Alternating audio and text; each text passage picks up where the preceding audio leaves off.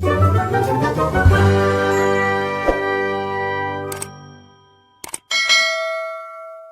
wabarakatuh. Salam sejahtera semua, Om Swastiastu, Namo Buddhaya, salam kebajikan.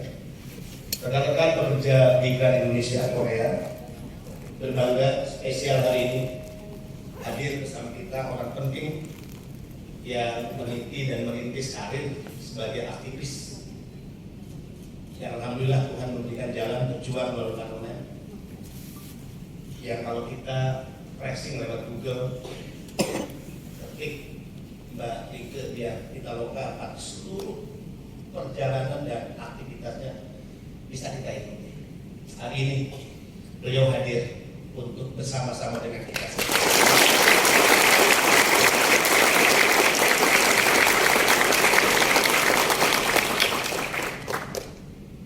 Nanti CV-nya akan dibacakan oleh MC.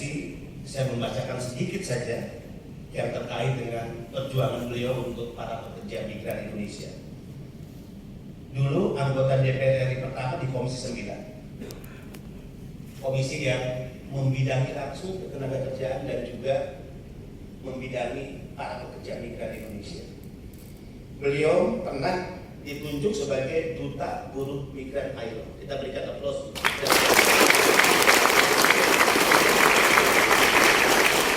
Beliau juga sebagai Board of Committee Migrant Worker of Asia.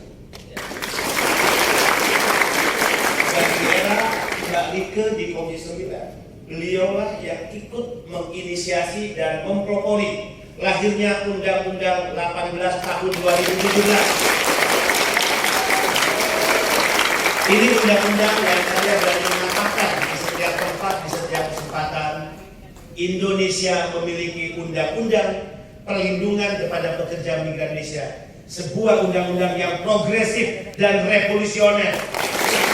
Ini dipersembahkan oleh negara untuk pekerja migran Indonesia.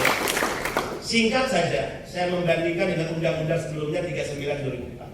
Dulu yang dilindungi hanya PMI, undang-undang baru yang dilindungi oleh negara, PMI dan keluarganya. Dulu perlindungan kepada PMI hanya diberikan kepada PMI selama bekerja di luar negeri. Undang-undang baru mengatakan perlindungan negara diberikan kepada PMI sebelum berangkat ke luar negeri, selama bekerja ke luar negeri, dan setelah kembali ke tanah air. Dan perlindungan 3 dimensi itu adalah perlindungan ekonomi, sosial, dan hukum. Atas nama Kepala BP2MI, atas nama seluruh jajaran BP2MI, atas nama pekerja migran Indonesia, atas nama keluarga pekerja migran Indonesia, kita layak untuk menyampaikan dengan tulus terima kasih kepada mereka yang telah menginisiasi lahirnya undang-undang yang sangat progresif dan revolusioner yang memberikan perlindungan kepada pekerja migran Indonesia. Mbak Rike ingin saya laporkan pertama bahwa pelepasan hari ini adalah angkatan ke-94 dan 95. Rekan-rekan kita akan terbang nanti malam dan juga sebagian terbang besok malam. Ini adalah pelepasan ke-10.957 PMI G2G Korea. Sejak Korea dinyatakan dibuka, ya, dan bisa kita menempatkan ke negara tersebut. Insya Allah aman. Amin. Ya.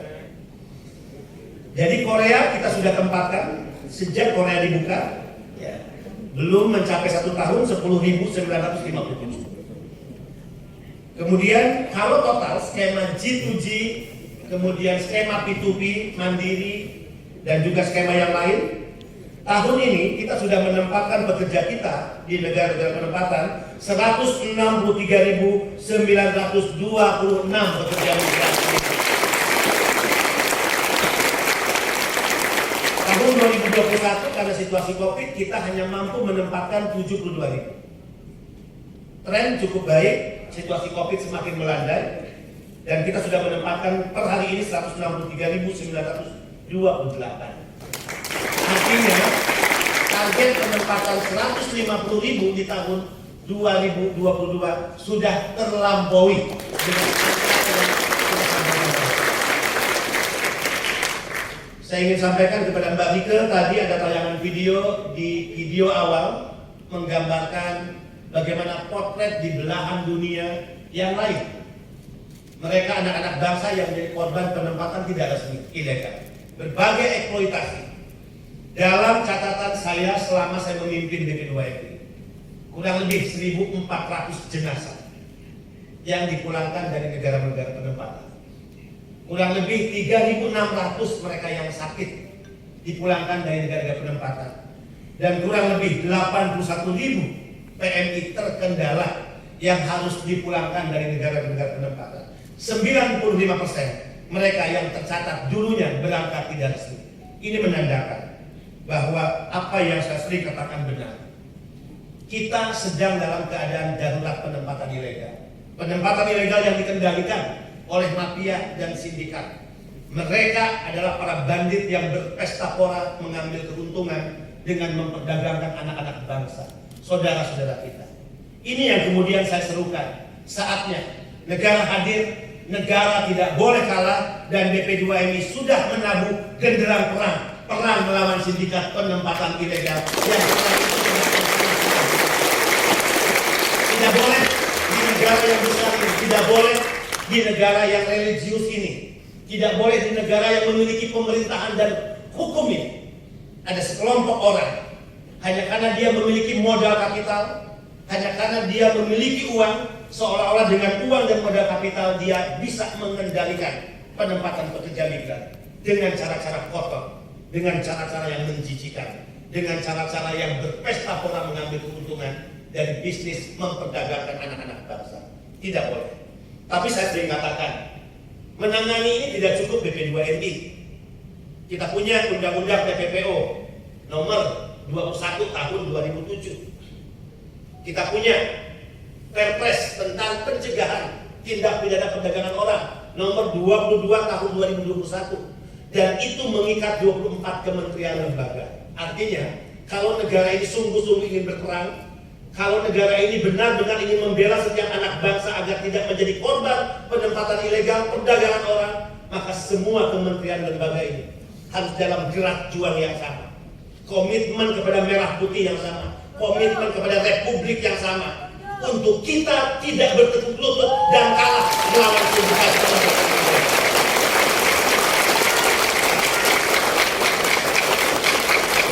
Tapi tidak terlalu membanggakan diri sih kalau di tracing di Google ketik sikat sindikat, kok yang keluar hanya BP2MI ya. Pasti BP2MI. Tadi ada gambaran dari 30 kali penggerebekan, 25 kali saya memimpin langsung. Yang terakhir tadi videonya di Bekasi, saya menggerebek 161 anak-anak bangsa yang hampir diberangkatkan ke Timur Tengah.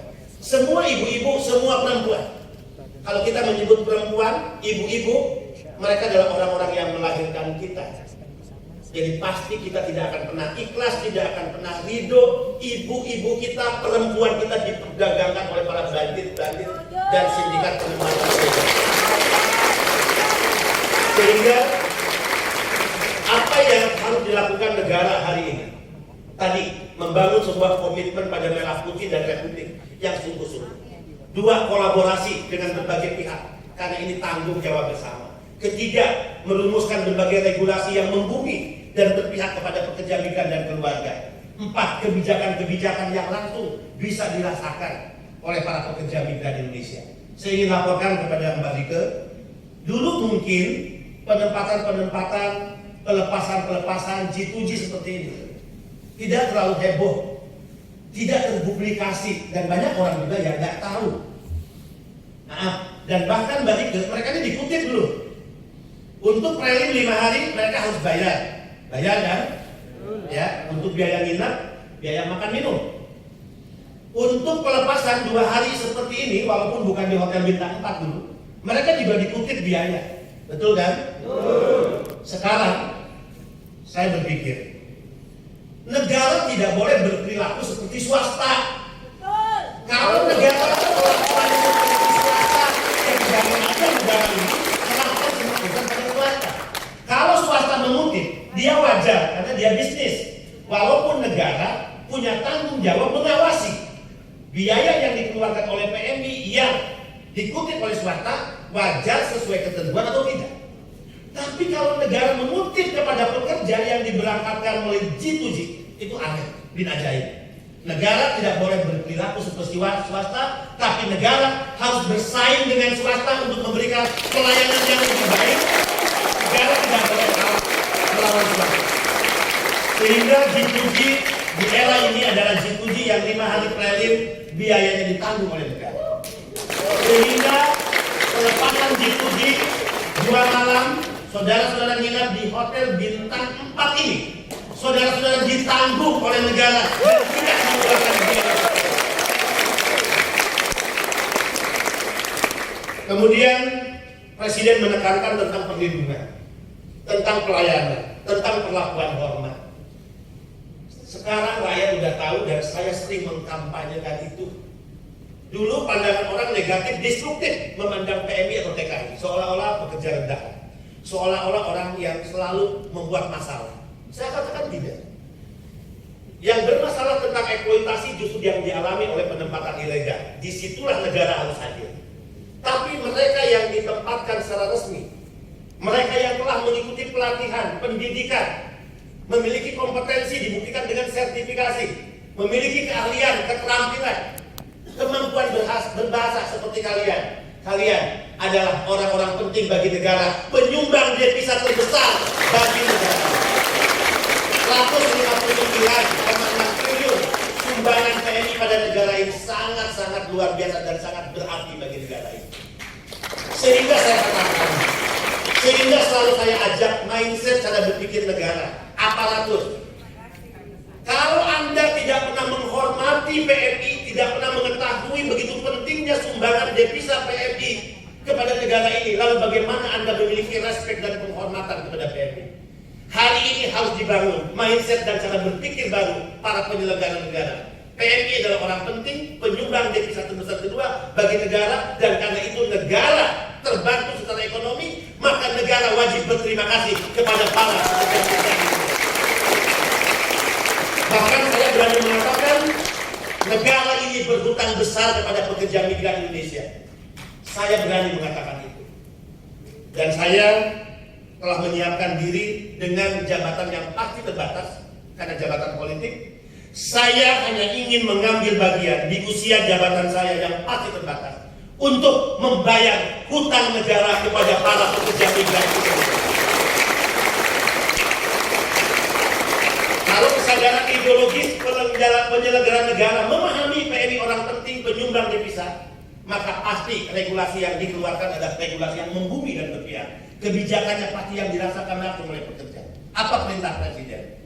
Kita tidak ingin lagi anak-anak bangsa di bandara terlantar, keleleran, tidak ada pihak yang melayani, dan bahkan mereka menjadi korban pemerasan oknum-oknum tertentu. Maka perintah Presiden dibangunkanlah lounge untuk pekerja migran Indonesia. Lounge ini adalah tempat istimewa sebagai bentuk penghormatan negara, fasilitas bagi pekerja migran Indonesia.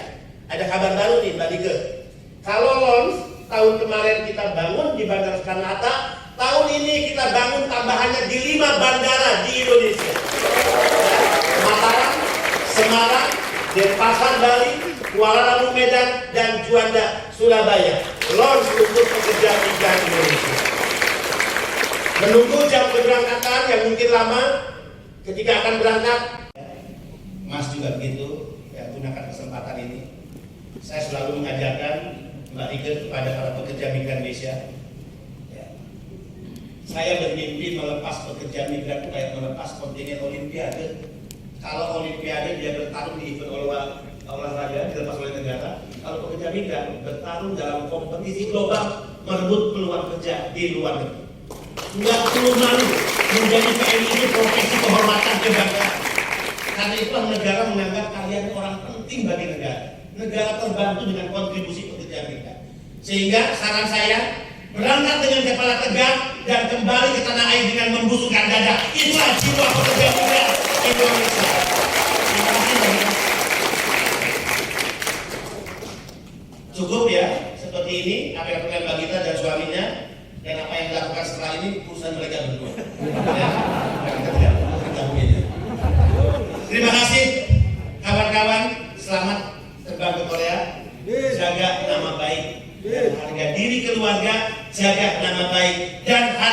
Indonesia. Terima kasih, tetap semangat. Mohon maaf jika komentari. Wassalamualaikum warahmatullahi wabarakatuh.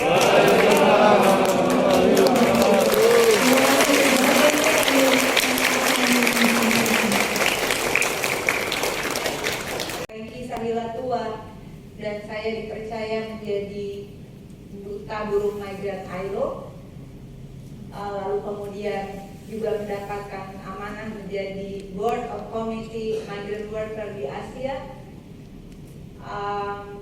ketika 98 lagi mengepung DPR. Saya ingat betul, saya bagian masukkan kertas ke ruangan-ruangan anggota pimpinan semua, karena waktu itu masih menggemaskan, jadi nggak ada yang curiga. Ketika mau naik lift di lobi itu, dalam hati saya berkata pada diri saya, suatu saat saya akan bekerja di tempat ini, dan ketika Allah izinkan saya bekerja, insya Allah berjuang untuk keputusan politik yang lebih baik.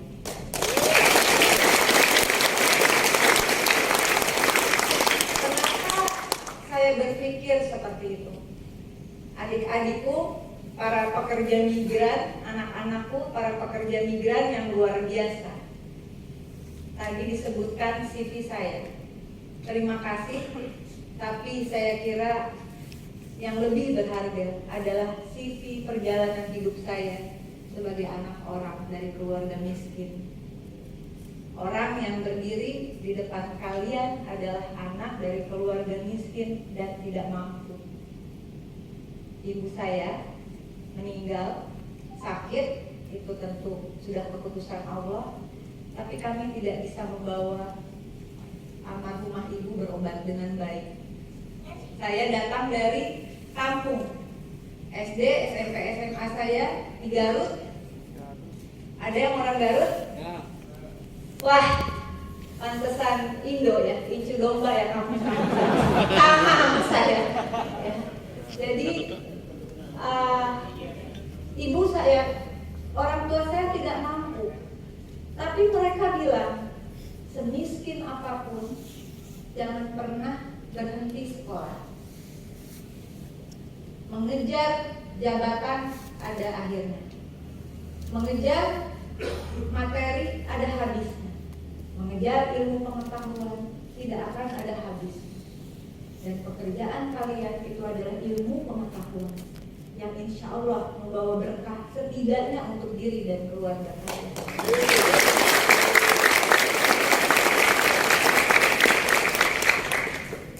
Yang berdiri di depan kalian ketika kecil pernah membantu ibunya yang tukang pijit refleksi, jualan jamu naik sepeda, untuk bisa membiayai sekolah, untuk bisa makan. Tidak ada yang tidak mungkin. Allah tidak menciptakan manusia miskin, nggak ada.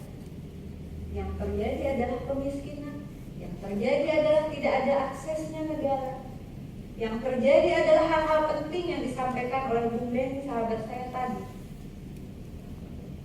Ketika ibu saya berpesan kepada saya kira adalah pesan penting untuk insya Allah mudah-mudahan bisa untuk kalian semua. Di dalam perjalanan hidup kita, seringkali kita goyah karena kita bertemu dengan hal-hal yang itu sebetulnya sepeleteran, ngeganggu tujuan cita-cita hidup kita. Benar nggak? Lalu kemudian kita goyah, kita lupa niat awal kita. Ibu saya berpesan, suatu saat dalam perjalanan hidup kamu memiliki keraguan, kembalikan pada niat awal. Jangan pernah tinggalkan niat awal. Adik-adikku tersayang, anak-anakku tersayang, saya tahu kalian pergi meninggalkan keluarga karena memiliki niat yang luar biasa untuk bisa hidup lebih baik, untuk bisa membantu ekonomi keluarga, untuk bisa menyekolahkan anak, menyekolahkan adik-adik kalian, untuk bisa membantu orang tua agar hidupnya lebih baik, bisa punya rumah. Betul nggak? Dalam perjalanan nanti, saya yakin, apalagi kalian, saya lihat ini kalau dari wajah-wajahnya penggemar drakor ya. Di sana cantik-cantik, ini hanya perempuan yang 8 orang.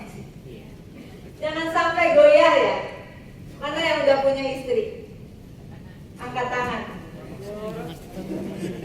Kebanyakan bujang ya. Mana yang masih single?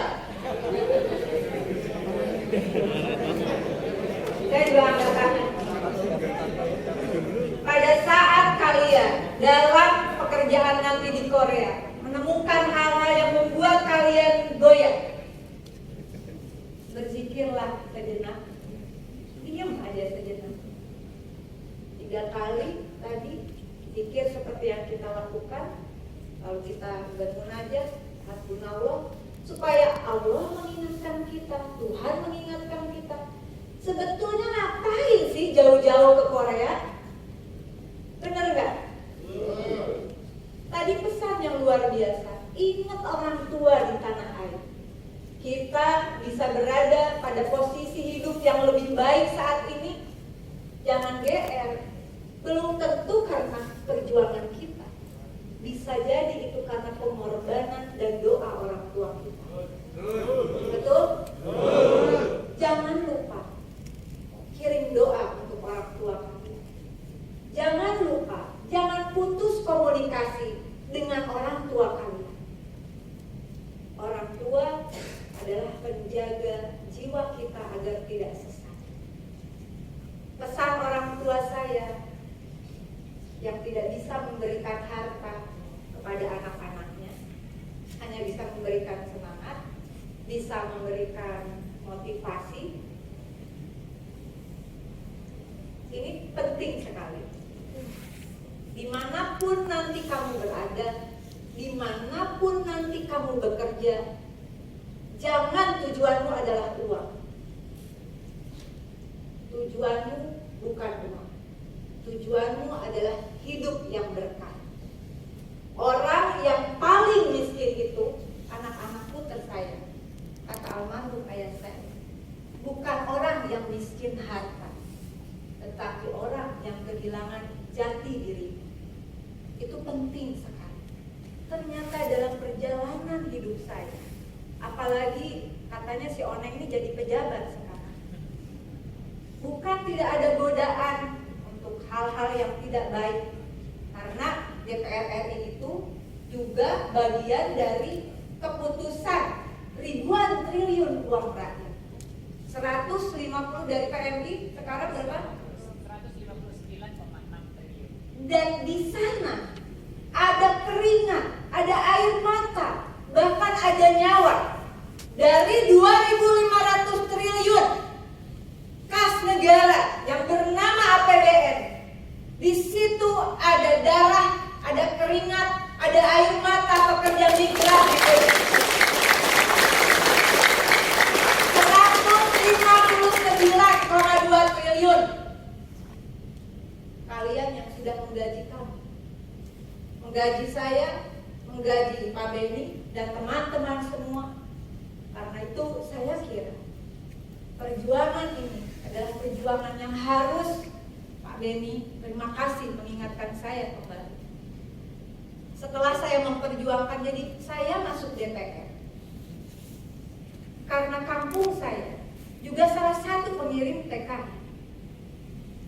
Padahal di situ ada gas bumi yang luar biasa. Saya tidak usah sebutkan perusahaannya, perusahaan asing waktu itu. Sekarang sudah lepas, tapi saya nggak tahu posisinya seperti apa. Tapi kampung itu tidak ada listrik.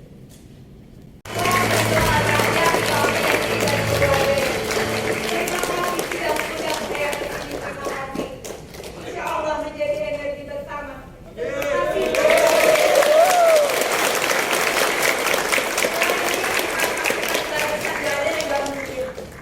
Target kami tadi sejenak di meja makan sambil ngopi, saya katakan, Bung, belum tuntas kerja saya untuk PMI. Bung, tolong bantu pekerja migran Indonesia memiliki blue card seperti di Uni Eropa. Agar blue card itu adalah tentang jaminan sosial bagi pekerja migran Indonesia dan keluarganya yang bisa dibawa dan berlaku dimanapun mereka bekerja.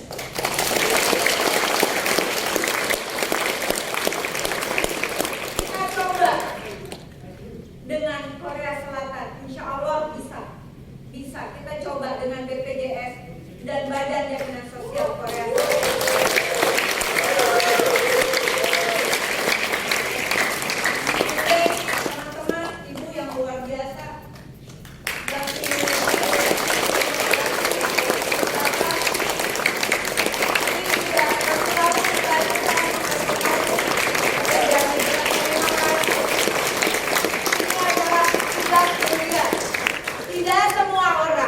Tidak semua rakyat dari sekitar 200, tidak ada yang data jelas soalnya, 260 sampai 270 juta punya kesempatan berada di ruang berharga.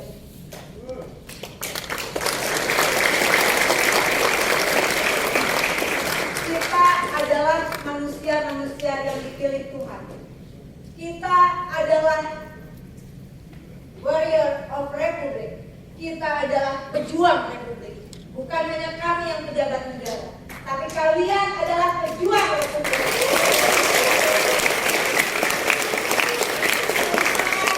Untuk kalian yang tidak pernah menyerah, jangan pernah menyerah. Sekali layar berkembang, pantang kita surut ke dermaga. Apa yang kalian kerjakan, apa yang kalian lakukan adalah betul sekali Pak Ben, luar biasa. Your spirit menguatkan saya.